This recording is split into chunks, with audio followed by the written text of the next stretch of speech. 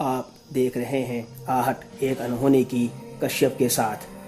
आज की कहानी में आगे बढ़ने से पहले अगर आपने मेरी चैनल को अभी तक सब्सक्राइब नहीं किया है तो अब कर लें और साथ में बेल आइकन को भी दबा दें ताकि आपको मेरे सारे वीडियोस का नोटिफिकेशंस मिलता रहे। और आपके पास भी ऐसी कोई कहानी है तो मेरे साथ मेरे ईमेल पर ज़रूर शेयर करें। मेरा ईमेल डिस्क्रिप्शन बॉक्स में दिया है। आज की हमारी कहानी के लेखक हैं विनोद जी। आइए सुनते हैं कहानी विनोद जी के शब्दों में। करीबन 20 साल पहले की बात है। मैं मेरी फैमिली के साथ गर्मी की छुट्टियों में गांव गया हुआ था। हर साल गर्मी की छुट्टियां हम गांव में ही बिताते थे, इसलिए वहां मेरे काफ़ी दोस्त भी बन गए थे। और सामान्यतया जैसे हर बच्चा क्रिकेट ही खेलता है, वैसे ही मैं और मेरे दोस्त भी क्रिकेट खेलते रहते थे पूरा दिन। एक दिन की बात है, हम सब दोस्तों ने 15 रुपए की मैच लगाई थी दूसरे गांव के बच्चों के साथ में, और हर बच्चा 1 या 1.5 रुपया लेके आया था। और 15 रुपए हारना या जीतना कोई मामूली बात नहीं थी। इसके लिए तो मैदान में बैट और स्टंप चल जाया करते थे।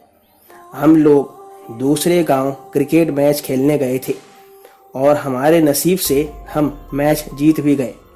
शाम हो गई थी और सभी लोग साइकिल पर रवाना हुए थे घर आने के लिए। तभी रास्ते में एक जगह रुककर सबने प्लान बनाया कि आज तो चाट पार्टी हो जाए मैच जीतने की खुशी में।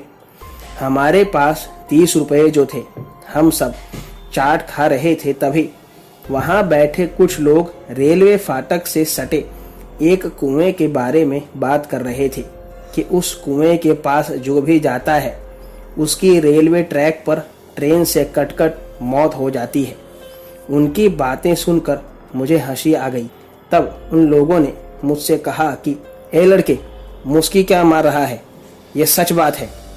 मैं नहीं मानता ऐसी बकवास बातों को, मैंने कहा। तब उनमें से एक ने कहा कि मानो या ना मानो, लेकिन वहां जाना नहीं। जाओ, अब यहाँ से वैसे भी अंधेरा होने आया है। हम लोग वहां से निकल गए। तब रास्ते में मैंने मेरे दोस्तों से पूछा कि क्या ये वही फाटक की बात कर रहे थे जो रास्ते में पड़ता है। हाँ, उसी की बात कर रहे थे। सुना तो हमने भी कुछ ऐसा ही है, लेकिन कभी हम उस कुएं के पास गए नहीं हैं। बचपना था उस समय और मैंने तैस में आकर के कहा कि तुम सब लोग डरपोक हो। ऐसा भूत वूत कुछ नहीं होता कि किसी को कुएं के पास जाने से रेलवे से कुचल के मार दे। बातें करते करते वो फाटक भी आ गया और उसे क्रॉस करके हम घर पर भी आ गए।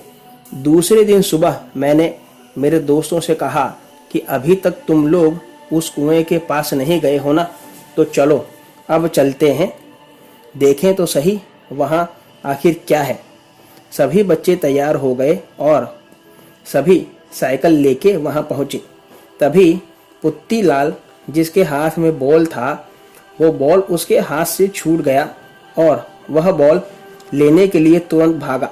बॉल कुएं के पास ही जाकर के गिरा था। पुत्ती लाल ने बॉल उठाया और लेकर के आ गया और हम सभी लोग हंसने लगे कि ये लो, ये है फाटक की पिशाचिनी जो सबको मारती है। फिर हम क्रिकेट खेलने चले गए। क्रिकेट खेल के हम सब वापस आ रहे थे। उस समय फाटक बंद था, तो कई बच्चों ने साइकिल को फाटक से झुकाकर साइकिल निकाल ली। उसके पीछे पीछे पुत्ती भी चला गया और पता नहीं उसे क्या हुआ, वो रेलवे ट्रैक पर चलने लगा और हमें ट्रेन भी आती दिख रही थी। हमने उसे काफ़ी आवाज़ लगाई, लेकिन वो हमारी बात जैसे सुन ही नहीं रहा था और उतने में ट्रेन पुत्ती लाल को उड़ाती हुई चली गई। पुत्ती लाल के शरीर के टुकड़े टुकड़े हो गए थे और साथ में मेरे दिल के भी, क्योंकि मुझे ऐसा महसूस हुआ जैसे वो मेरी ही वजह से मरा हो। तो दोस्तों, आज की कहानी में बस इतना ही। अगर आपको कहानी पसंद आई हो तो वीडियो को लाइक और चैनल को सब्सक्राइब करना ना भूलें। तो मिलते हैं अगली वीडियो में, तब तक stay home, stay safe. Thank you.